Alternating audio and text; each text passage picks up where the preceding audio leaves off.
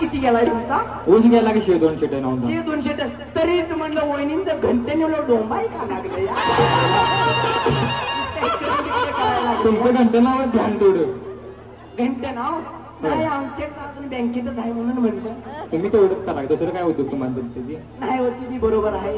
अहो वहिनी सारख्या वहिनी गप्प आता बसा वहिनी, पूजेला बसायचं आपल्याला.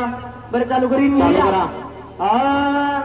हरे नमा हरे नमा हरे नमा हरे नमा. सदा सध्याला फक्त पंथाशी जावे. जिथे जिलेबीचं जेवण असेल तिथे काकांना बोला.